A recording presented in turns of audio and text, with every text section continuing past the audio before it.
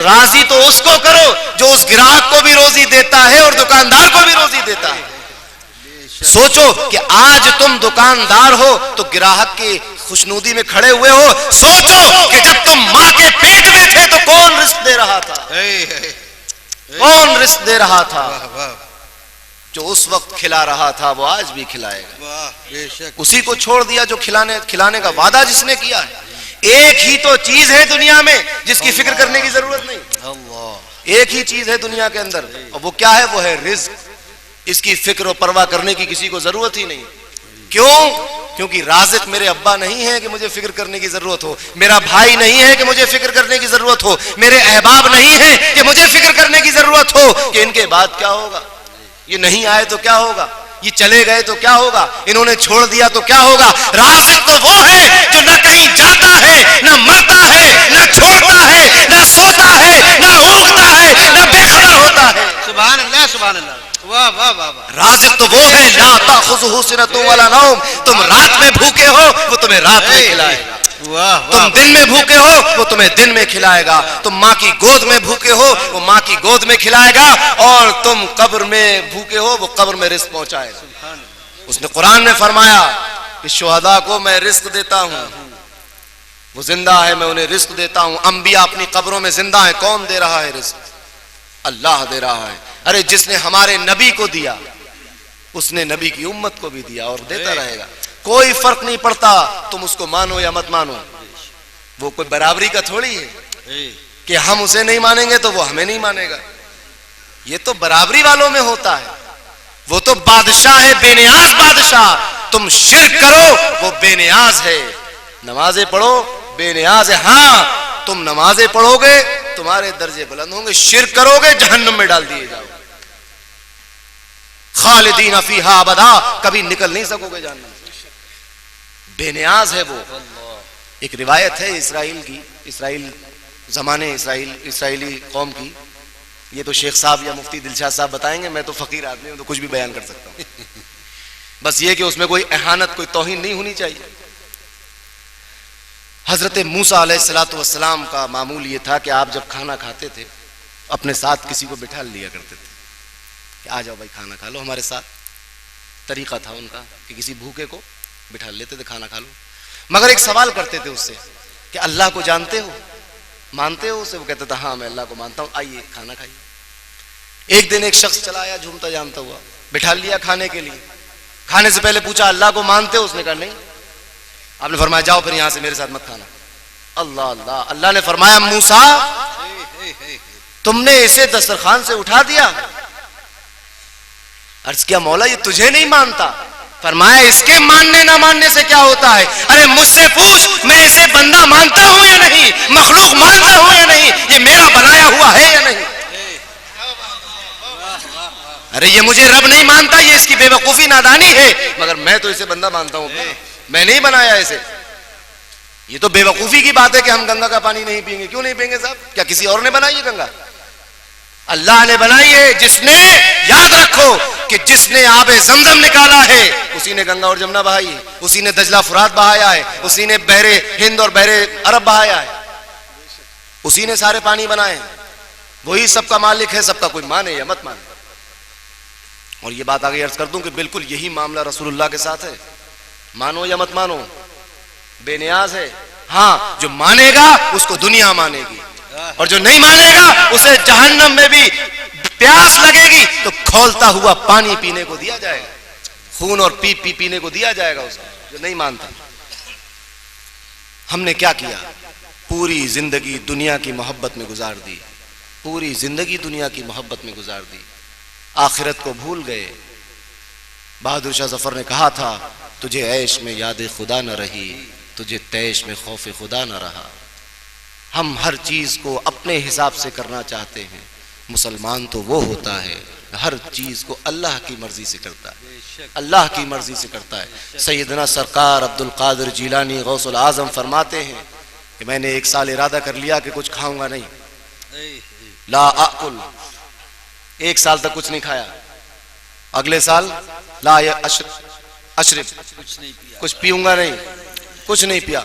तीसरे साल कहा कि मैं लम याकुल व लम यशरिब, न खाऊंगा ना पीऊंगा, न खाया ना पिया, पूरा साल गुजार दिया ऐसे। अल्लाह की मर्जी से, अल्लाह की मर्जी से, अल्लाह की मर्जी होती है वही करते हैं। हमें ऐसी आजमाइश में नहीं डाला अल्लाह ने।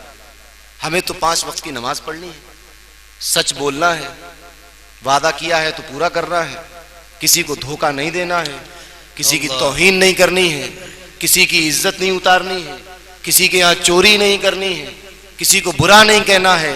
हमें तो अल्लाह को राजी रखना है और एक ही तरीका है कि अल्लाह को राजी करना चाहते हो मोहम्मदी हो जाओ, वाह वाह वाह, सुभान अल्लाह, रसूल वाले हो जाओ, अल्लाह वाले हो जाओ। वाह। अपनी गुफ्तगू को यहाँ खत्म कर दूं। 12 बजे तक का टाइम था नाज़िम उर्स की जानिब से, 12 बज चुके हैं, 2 मिनट सिर्फ लूंगा, 12:02। 2 लुक़मे कम खा लें आप लोग लंगर खाने में, और क्या है। अभी ज़ियारत भी होनी है, ज़ियारत भी होनी है तबरुका शरीफ की।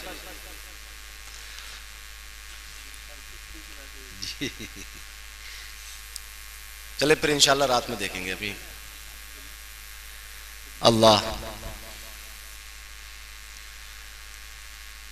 अल्लाह अल्लाह, मैं फिर भूल गया मैं क्या कह रहा था आपको 12 बजे।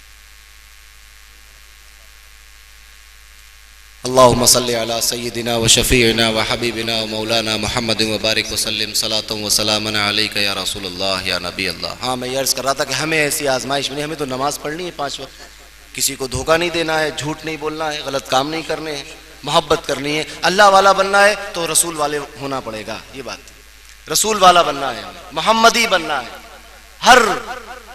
हर मुल्क में एक कानून है, कहीं भी आप जाएंगे तो आपको पासपोर्ट की जरूरत पड़ेगी।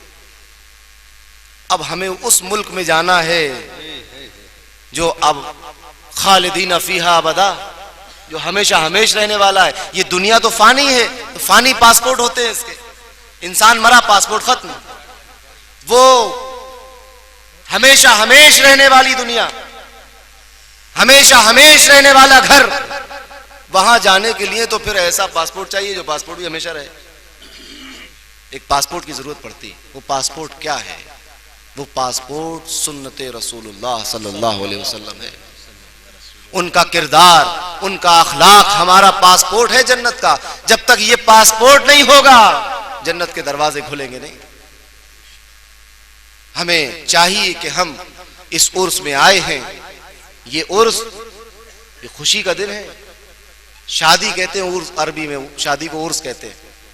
ये दरअसल अहदो पैमान करने का मौका है, ये वादा करने का मौका है, ये अज़्मे मोहकम पैदा करने का मौका है, अज़्मे मुसम्मम करने का मौका है, पक्का इरादा करने का मौका है। अब आए हो तो अपने पीराने सिलसिला से ये वादा कर लो कि हुजूर जैसा सजदा आपने किया था आपके मुरीद भी वैसे ही सजदे करेंगे। जैसी जिंदगी आपने गुजारी मुरीद भी वैसी जिंदगी गुजारे।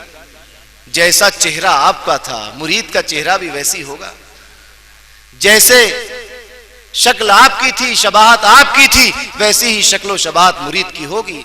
जैसा लिबास आपका था वैसा ही लिबास मुरीद का होगा। जो गुफ्तार आपकी थी वही बोली मुरीद बोलेगा। जो किरदार आपका था वही किरदार मुरीद का होगा। ये अहद करने का मौका है उस, इंशाअल्लाह। इंशाअल्लाह शेख साहब मिले तो बताना कि हमने वादा कर लिया आज साहिब मजार से, हमने वादा कर लिया साहिब उर्स से, हमने वादा कर लिया शम्स मारेरा से, हमने वादा कर लिया गौसे आजम से कि अब हम पूरी कोशिश करेंगे आपके नक्शे कदम पे चलने की। हम झूठ नहीं बोलेंगे। हिंदुस्तान में कितने मुसलमान हैं? 25 करोड़ 30 करोड़ एक गिनती के मुताबिक। नबी करीम सल्लल्लाहु अलैहि वसल्लम से पूछा, या रसूल अल्लाह क्या मुसलमान बखील हो सकता है? फरमाया हाँ बखील हो सकता है। पूछा गया या रसूल अल्लाह क्या मुसलमान झूठ बोल सकता है? आपने फरमाया नहीं, मुसलमान झूठ नहीं बोल सकता। अब बताइए कितने मुसलमान बचे हिंदुस्तान में? फरमाया मुसलमान झूठ नहीं बोल सकता, हम झूठ नहीं बोलेंगे। वादा कर लिया, हम कोशिश करेंगे। इंसान क्या है? बहुत पहले मदरसों के चक्कर में जब था तो पढ़ा था अल इंसानु मुरक्कबुन मिनल खताए वन निस्यान, कि इंसान जो है वो खता का पुतला है। तो खता तो इंसान से होती रहेगी, होती आई, मगर उस खता पर हम डटे नहीं रहेंगे, अड़ेंगे नहीं उस खता पर। अड़ना मुसलमानों की शान है, मगर कहां पर टल न सकते थे अगर जंग में अड़ जाते थे। पांव शेरों के भी मैदान से उखड़ जाते थे, तुझसे सरकश हुआ कोई तो बिगड़ जाते थे। तेज क्या चीज है, हम तोप से लड़ जाते थे। रसूलुल्लाह से कोई बिगड़ जाए, अल्लाह से कोई बिगड़ जाए तो फिर मुसलमान जब डटता है तो फिर अड़ता, टलता नहीं, अड़ जाता। हम गुनाहों पे अड़ने वाले नहीं हैं, हम नेक आमाल पर अड़ने वाले, वहां पर हम वहां से नहीं टलेंगे।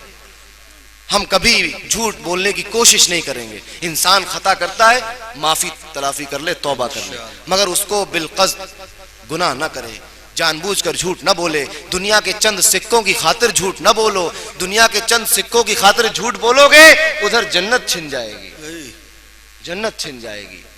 बहुत अच्छा लगता है सुनने में कि जन्नत का दरोगा रिजवान हमें दूर से देख के पहचान गया। हमें क्या करने की जरूरत है? कुछ सोचने की जरूरत है कि वो रिजवान हमें तो पहचान गया, हुसैन इब्ने अली को नहीं पहचानेगा? क्या जरूरत थी करबला में सर कटाने की? वो रिजवान हमें पहचान गया, खालिद बिन वलीद को नहीं पहचाना, क्या जरूरत थी 72 जख्म लगवाने की? वो रिजवान हमें तो पहचान गया, बिलाल हबशी को नहीं पहचानेगा? क्या जरूरत थी तपती हुई रेत पर घिसटने की? वो रिजवान हमें पहचान गया, हजरत खुबैब